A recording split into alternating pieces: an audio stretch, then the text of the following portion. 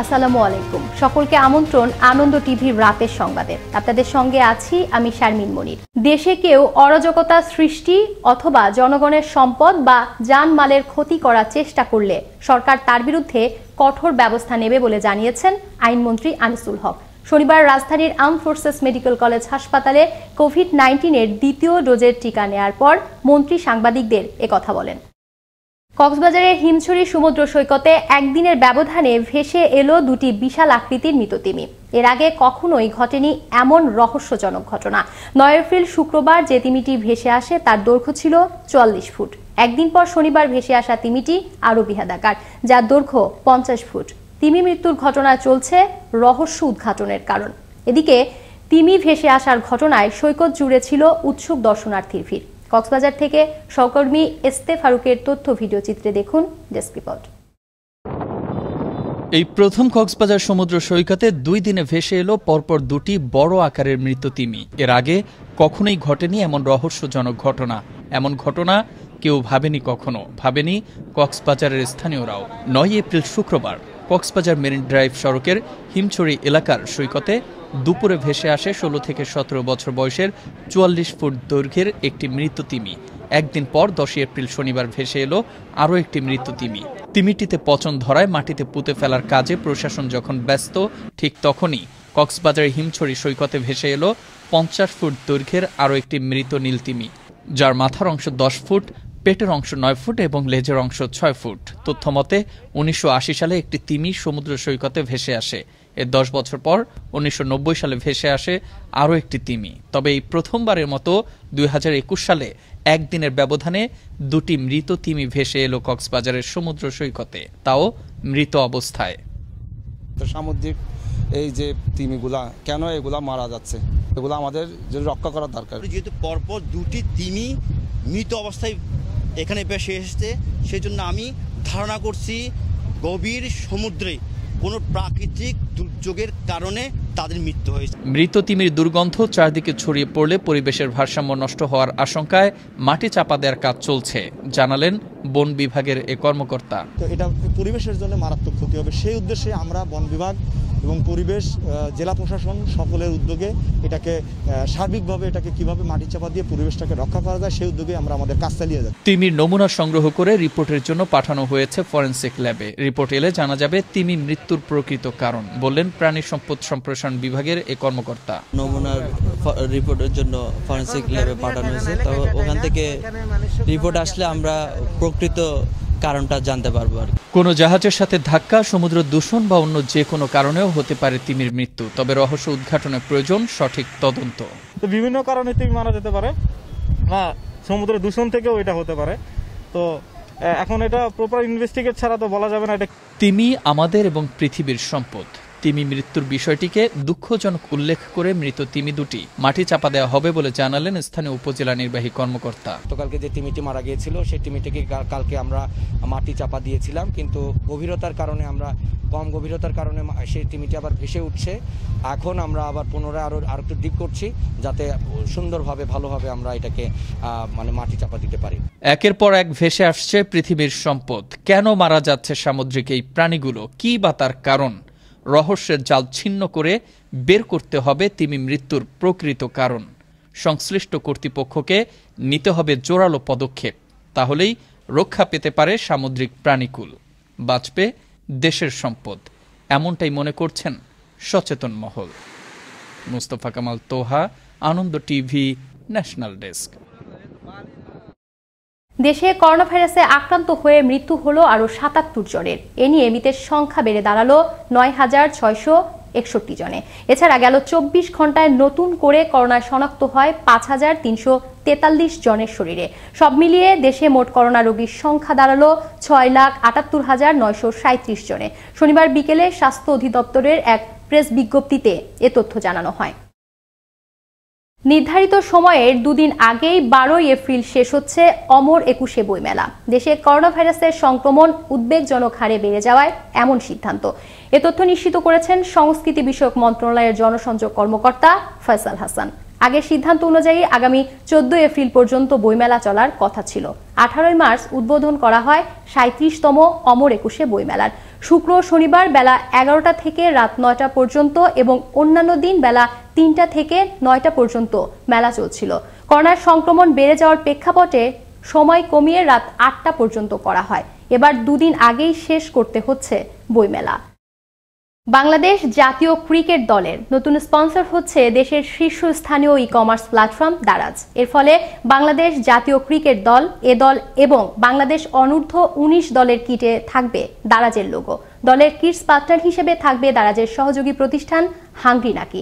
শনিবার থেকে শুরু হওয়া স্পন্সরশিপ কার্যকর থাকবে 2023 সালের 30 নভেম্বর পর্যন্ত। বাংলাদেশ ক্রিকেট বোর্ডের প্রধান নির্বাহী কর্মকর্তা নিজাম উদ্দিন চৌধুরী ও দারাজ বাংলাদেশের ব্যবস্থাপনা পরিচালক মুস্তাহিদুল হক বাংলাদেশ ক্রিকেটের সার্বিক উন্নয়নে একাত্মতা প্রকাশ করেন। ব্রাহ্মণবাড়িয়ায় হেফাজতের হরতাল চলাকালে ভাঙচুর ও অগ্নিকাণ্ডের শিকার বিভিন্ন ক্ষতিগ্রস্ত সরকারি বেসরকারি প্রতিষ্ঠান পরিদর্শন করলেন স্থানীয় সরকার বিভাগের অতিরিক্ত সচিব দীপক চক্রবর্তী। শনিবার দুপুরে ব্রাহ্মণবাড়িয়া পৌরসভা, জেলা পরিষদ, ডাক বাংলো, ব্রাহ্মণবাড়িয়া প্রেস ক্লাব সহ বিভিন্ন প্রতিষ্ঠান পরিদর্শন করেন তিনি। এ সময় উপস্থিত ছিলেন স্থানীয় সরকার বিভাগের উপসচিব মোহাম্মদ তানভীর আজম সিদ্দিকী, জেলা প্রশাসক হায়াতুদ্দৌলা খান এবং ব্রাহ্মণবাড়িয়া পৌর মেয়র নায়ার কবির সহ স্থানীয় নেতৃবৃন্দ। করোনার সংক্রমণ রোধে সরকার ঘোষিত কঠোর বিধিনিষেধের মধ্যেই পাটুরিয়া আরিচা ফেরিঘাট এলাকায় বেড়েছে যানবাহনের দাপট। সরকারি প্রজ্ঞাপনে দেশের সকল গণপরিবহন বন্ধ ঘোষণা করা হলেও শনিবার আরিচা পাটুরিয়া ঘাট এলাকায় চলতে দেখা যায় সব ধরনের গণপরিবহন। ছিল ব্যক্তিগত গাড়িরও হিড়িক। এছাড়াও নৌপথে ফেরি সহ ট্রলারে করে চলছে যাত্রী পরিবহন। ছিল না ঘাট কর্তৃপক্ষের কোনো নজরদারি। মোবাইল ফোন বাজারে যাত্রা শুরু করলো আরেকটি বাংলাদেশি ব্র্যান্ড মার্সেল। শুরুতেই মেড ইন বাংলাদেশ ট্যাগযুক্ত ফিচার ফোন বাজারে আনে মার্সেল। খুব শীঘ্রই আসছে স্মার্টফোন। বৃহস্পতিবার রাজধানীর মার্সেল কর্পোরেট অফিসে আনুষ্ঠানিকভাবে মোবাইল ফোন বাজারজাতকরণের ঘোষণা দেওয়া হয়। এ সময় এক ভিডিও বার্তায় মার্সেলের ক্রেতা শুভাকাঙ্ক্ষীদের শুভেচ্ছা জানান প্রতিষ্ঠানটির পরিচালক এস এম মঞ্জুরুল আলম। অনুষ্ঠানে উপস্থিত ছিলেন প্রতিষ্ঠানটির managing director Golam Morshed, deputy managing director Nazrul Islam Sarkar সহ ঊর্ধ্বতন কর্মকর্তাগণ। মুন্সিগঞ্জের মীর কাদিমে মেয়র আব্দুস সালামের বাড়িতে বিস্ফোরণের ঘটনায় দগ্ধ হয়ে চিকিৎসাধীন অবস্থায় মৃত্যু হল মেয়রের স্ত্রী কানন বেগমের। শনিবার দুপুর 1টার দিকে রাজধানীর শেখ হাসিনা বার্ন ইনস্টিটিউটে লাইফ সাপোর্টে চিকিৎসাধীন অবস্থায় মৃত্যু হয় তার। বিষয়টি নিশ্চিত করে পৌর মেয়র জানান, ঘটনার দিন নিহতের শরীরের 60 ভাগই পুড়ে যায়। এদিকে বিস্ফোরণের ঘটনায় দগ্ধ হয়ে হাসপাতালে ভর্তি অপর 12 জনের মধ্যে পৌরসভার এক কর্মকর্তা মনির হোসেন সহ 2 জন গুরুতর অবস্থায় এখনও হাসপাতালে চিকিৎসাধীন রয়েছেন। করোনার সংক্রমণ রোধে জনস্বার্থে একের পর এক সরকার নিচ্ছে বিভিন্ন সময়োপযোগী পদক্ষেপ। জনসাধারণের পক্ষ নিয়ে সরকার যুদ্ধ করছে করোনার সাথে, অথচ করোনার সাথেই উল্টো হাত মেলাচ্ছে ব্যস্ত শিল্পাঞ্চল খ্যাত গাজীপুরের বিভিন্ন শ্রেণী পেশার মানুষজন। গাজীপুরের গণপরিবহনগুলোতেও নেই স্বাস্থ্যবিধি মানার কোনো লক্ষণ। চলাচলকারীরা ব্যবহার করছেন না মাস্ক, দিচ্ছেন নানান অদ্ভুত অজুহাত। অপরদিকে আরও সতর্ক হওয়ার পরামর্শ সংশ্লিষ্টদের। গাজীপুর থেকে জসিম উদ্দিনের প্রতিবেদনে আরও জানাচ্ছেন মোস্তফা কামাল তোহা। করোনার মৃত্যু ও আক্রান্তের সংখ্যা বাড়ছে উদ্বেগজনক হারে। হাসপাতালগুলোতে বেড়েছে রোগীর চাপ। তবুও গাজীপুরের সাধারণ মানুষের মধ্যে নেই কোনো স্বাস্থ্যবিধি মানার বালাই। হাট বাজারে আড্ডা চলছে, দেদা আছে, স্বাস্থ্যবিধি না মেনেই চলছে অধিকাংশ মানুষজন। করোনার দ্বিতীয় ধাপে দেশে করোনা সংক্রমণ বেড়ে যাওয়ায় স্বাস্থ্য মন্ত্রণালয়, স্বাস্থ্য অধিদপ্তর, জনস্বাস্থ্য বিশেষজ্ঞ ও সচেতন মহল থেকে বারবার বলা হচ্ছে স্বাস্থ্যবিধি মেনে চলতে। এমন পরিস্থিতিতে গণপরিবহনে স্বাস্থ্যবিধি নিশ্চিত করা জরুরি বলে মনে করছেন স্বাস্থ্য বিশেষজ্ঞরাও। তবে নানা অজুহাতে মাস্ক ছাড়াই ঘর থেকে বের হচ্ছেন জনসাধারণ, দিচ্ছেন নানান অজুহাত। মাস্ক পড়তে পড়তে কানের গোড়া ঘা হয়ে গেছে। আমার কষ্ট হয় মাস্ক পরলে, এর জন্য সবাই খুলছি। চা খাইছিলাম, চা খাবার যায় একটু মাস্ক সরম ছিল না। একজনের বসানো দরকার ছিল, কিন্তু এখন ওরা তো কন্ট্রাক্টররা তো এটা করছে। এদিকে করোনা নিয়ন্ত্রণে স্বাস্থ্যবিধি মানা আর জনসচেতনতার বিকল্প নেই বলে জানিয়েছেন গাজীপুরের সিভিল সার্জন। যে স্বাস্থ্যবিধি আছে সেগুলো যদি আমরা পুরোপুরিভাবে মেনে চলি, ভালো মতো মেনে চলি এবং মাস অ্যামাউন্টের মানুষ সব মানুষ যদি এটা একটা ভালো অ্যামাউন্টের মানুষ যদি এটা মানে, তাহলে আমার মনে হয় যে এটা রোধ করা সম্ভব। স্বাস্থ্যবিধি ও সামাজিক দূরত্ব এখনো পর্যন্ত শুধু কথা আর কাগজ কলমেই সীমাবদ্ধ। এমন পরিস্থিতিতে ভবিষ্যতে কি ঘটবে তা বলা মুশকিল, তবে স্বাস্থ্য সচেতনতার বিষয়টি সবাইকেই মেনে চলা উচিত, এমনটাই মত বিশেষজ্ঞদের। মুস্তফা কামাল তোহা, আনন্দ টিভি, ন্যাশনাল ডেস্ক। টাঙ্গাইলে 440 পিস ইয়াবাসহ এক নারীকে গ্রেফতার করল র্যাব 12। শনিবার ভোরে জেলার মধুপুরের বোয়ালি আদালতপাড়া গ্রাম থেকে তাকে গ্রেফতার করা হয়। বিষয়টি প্রেস ব্রিফিং এর মাধ্যমে নিশ্চিত করেন র্যাব 12 টাঙ্গাইলের ভারপ্রাপ্ত কোম্পানি কমান্ডার এরশাদুর রহমান। গ্রেফতারকৃত নারীর বিরুদ্ধে মধুপুর থানায় একটি মাদক মামলা দায়ের করা হয়। ময়মনসিংহের ভালুকায় সড়ক মহাসড়ক সহ বাজার ও দোকানপাটের কোথাও নেই স্বাস্থ্যবিধির অনুসরণ। 14 এপ্রিল থেকে কঠোর লকডাউনের আগাম ঘোষণায় সকলে ভুলতে বসেছে চলমান লকডাউনের কথা। বাস স্ট্যান্ড, হোটেল, রেস্তোরাঁ, চায়ের দোকান সহ জনসমাগম স্থানগুলোতে বিরাজ করছে যেন অঘোষিত উৎসবের আমেজ। এদিকে শুক্রবার ভালুকায় সাপ্তাহিক হাটবাজার পরিণত হয় ঈদ বাজারে। সামাজিক দূরত্ব দূরের কথা, মাস্কের ব্যবহার ছিল না ক্রেতা বিক্রেতাদের মাঝে। এতে সচেতন মহলে নেমে এসেছে গভীর শঙ্কা। হস্তক্ষেপ চান প্রশাসনের। মুন্সিগঞ্জের লোহজংয়ে 100 মণ জাটকা ইলিশ সহ একটি ট্রাক জব্দ করল মাওয়া নৌ পুলিশ। শনিবার ভোর রাত 4টার দিকে উপজেলার হলদিয়া বাজার এলাকায় ঢাকা মুখো একটি ট্রাক আটকের পর তল্লাশি চালিয়ে 20টি ড্রাম ভর্তি এসব জাটকা ইলিশ উদ্ধার করা হয়। উদ্ধারকৃত জাটকার বাজার মূল্য 8 লাখ টাকা বলে জানায় নৌ পুলিশ।